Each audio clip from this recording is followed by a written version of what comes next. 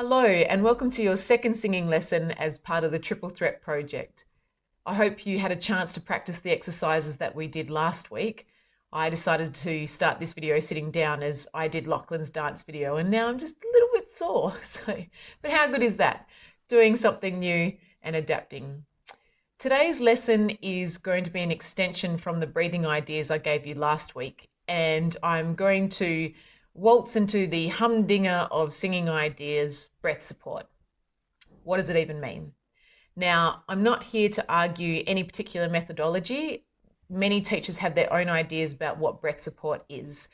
I'm just going to give you what I think it is and the exercises that I use that I find really helpful and that my students love as well. So before we go into this idea of breath support, I think it's really helpful to just think about how a breath even happens. So we can look at it at two phases. So our first one being the inhalation and our second phase being the exhalation. So your lungs are these beautiful sponge-like balloons, and they are housed by your ribs, your rib cage, and in between your ribs are intercostal muscles. So in between those ribs all around housing your lungs. Underneath your lungs lies your diaphragm, and it's a gorgeous frisbee looking muscle that sits in a dome shape up underneath the lungs. Now, during inhalation, if we go back to year 10 science class, if you paid attention, which I didn't, I'm sorry, Mr. Ing, when gases move, they want to move from an area that is of high pressure into low pressure. So during an inhalation, your diaphragm contracts and moves downwards, creating a vacuum. Your intercostals contract and move upwards and outwards. And as a result, the space inside the rib cage or the lungs gets greater, and therefore the breath pressure is lower. Outside of the body, the breath pressure is higher and therefore goes in to try and equalize that imbalance of breath pressure. During exhalation, the diaphragm is relaxing and coming back up into that dome shape. The intercostals are relaxing and coming back into that first position. And as a result, the space inside has gotten smaller, the breath pressure is greater. It wants to go to a place where the breath pressure is lower, which is outside of the body, and therefore breath goes out. And there we have a breathing cycle. How cool is that? Now, of course, it's way more complex than that, but that's a good starting point for the brain to just digest how it even works. Now, when we're speaking, on average, we take about 12 to 20 breaths per minute. And that's because the requirements for speaking are not that great. Of course, if you're on stage or you're yelling at someone, then the requirements on that breath are going to be greater, but we have a tendency to have the breaths quite shallow, and we are having that cycle of about 12 to 20 per minute. When we're singing, the demands on the breath and for breath are so much greater. We're often singing in longer phrases than we would need to speak a sentence. We are using pitches that are much higher than the ones that we use for speaking. And we're also looking at playing around with volume and trying to project the sound in a full manner, or possibly going on a much softer idea. And so the demands on that breath and that breath energy are greater. So singing has a greater need for breath energy and an elongated breath cycle. So how long I can go between taking a breath. So we need really great flexibility and control over that breath flow. So when we want to look at this idea of support, we can come to this old school term called appoggio, which is an Italian term meaning to lean or to support. Now, this idea is that those muscles that were involved during that inhalation, so the diaphragm contracting and those intercostals that came and flared out, we are trying to delay those going back into their original position. So you can think of breath support as trying to use the muscles of inhalation and resisting everything going back too quickly. It's almost like Indiana Jones in the Temple of Doom. I don't even know if it's Temple of Doom. I don't know, you can wiki it, where he's got the walls and they're coming in against him and he's just trying to resist. But we have this beautiful flexibility where neither one of them is winning. The wall is kind of winning, but so is Indiana Jones. You want to think of this breath flexibility the same way, that as you're trying to have this concept of still trying to stay in an inhalation position as you sing, it's flexible, it's not locked, and you're not trying to put the body in an unnatural state. I love to think of a jellyfish, so it's very fluid and can move, and we're just trying to figure out what is the flow of that movement. So that being said, I'm now going to take you into some exercises to help you with this idea of breath support. In these exercises, I want you to think of yourself as an awesome rally car, and we're just revving through the Z. So we're really going to try and use the Z to help open up the rib cage, feel like the back is opening, front is opening, that everywhere is getting bigger during the room. So let's see if we can start our engines and find our Z. So I'm going to get you to put your hands on the lower part of your rib cage, and I just want you to give me a gorgeous full Z, like you're revving your engine, getting ready to start a race. So we're going to go zzz, zzz, zzz. You ready to try it? And zzz, zzz, zzz. How did you go? Did you find that your engine was coming in? Did it have a feeling of zzz, zzz and collapsing on itself?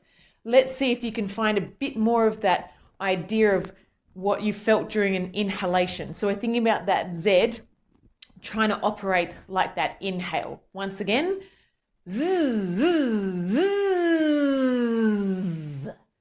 There's some healthy sounding engines. So I want you to have that feeling when you're going to be using these exercises on the Z. I'd like you to go get yourself a chair. Make sure it's a sturdy one so that when you put a little bit of your weight on it, it doesn't instantly topple over, leaving you to fall flat on your face. So you're going to be standing behind this chair and you're just going to be gently leaning on it as you do the exercise. Now that leaning sensation, you're then going to try and picture that is happening in other areas of your body. So what you can feel going in that forward direction, you want to feel like that's happening through your sides, through your back, both the lower and upper back, through your chest, everywhere. You want to feel like you are leaning and getting bigger in the space during the exercise. So it's going to sound a little like this.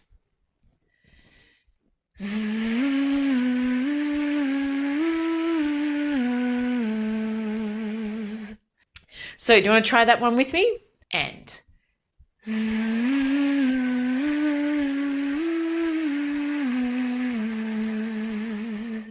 fabulous. I'm going to help you give the pitch and you're going to try the exercise now for yourself. And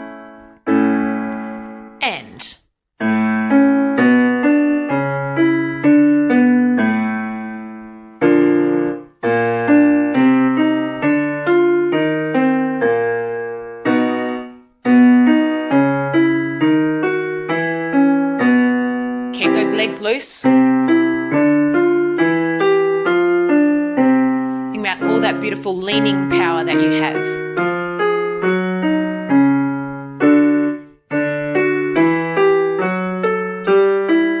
Fantastic. A few more in this direction. Energy, energy. Opening up. 2 more this way.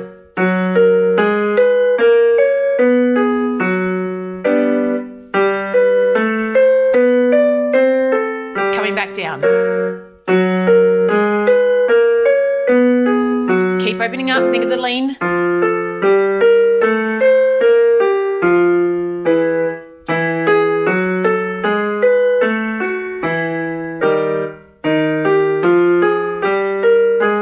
Superstar, let's finish strong.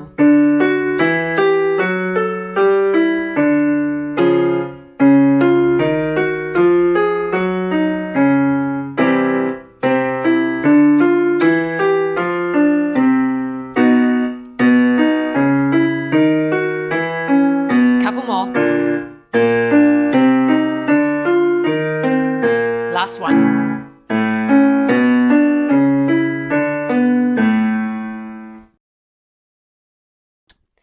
This time, I'm going to take you through a full major scale plus add the 9th of that major scale. So essentially, we're going to be dealing with the numbers 1, 2, 3, 4, 5, 6, 7, 8, 9, then coming back 8, 7, 6, 5, 4, 3, 2, 1. It's going to sound something like this.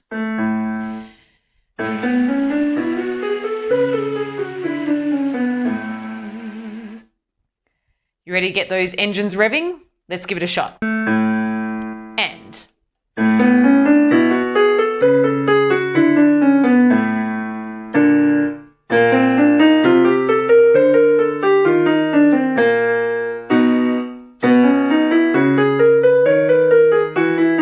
Fantastic. Lean through the body. Excellent. I'm going to extend up the top.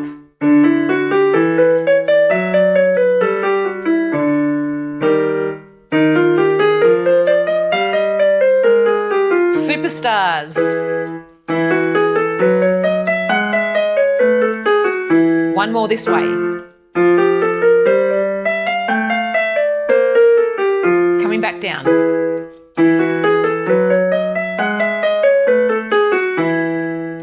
Leaning.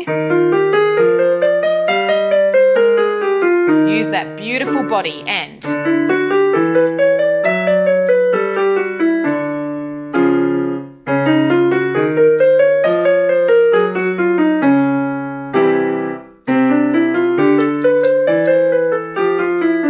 Excellent. Good work. 2 more.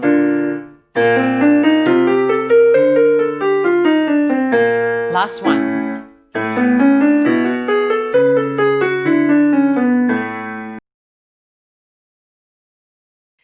In this exercise, I'm going to extend what we just did in that last one. We're going to add a few more note repetitions at the top and then come back down the scale. So to give you some idea, once you get to the 8th and the 9th of the scale, we're going to repeat between those two 5 times and then come back down. So it'll be something like this. 1,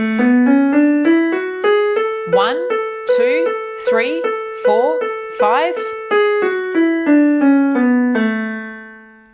Now again, I want you behind the chair.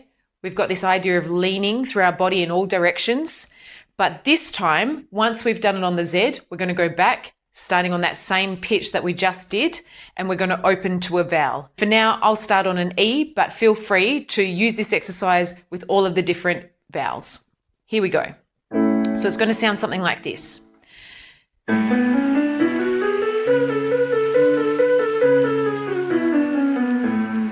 Breath and vowel.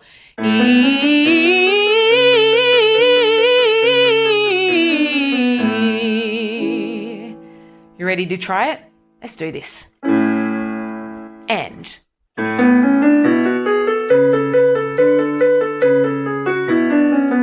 Same pitch.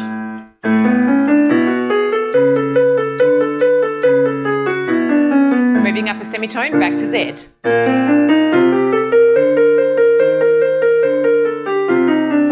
Opening to a vowel.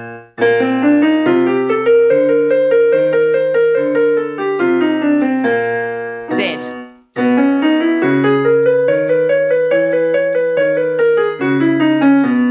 Vowel.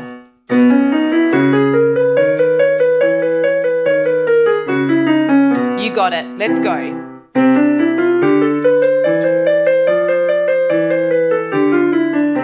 Again.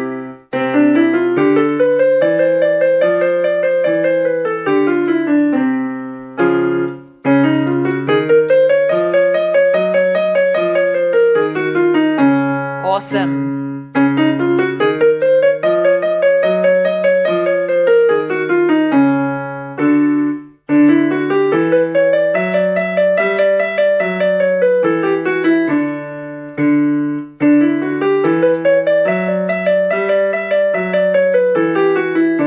Back to Z.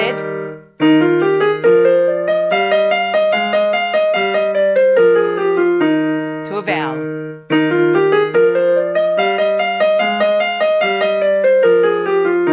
Wow. Well done, racing cars.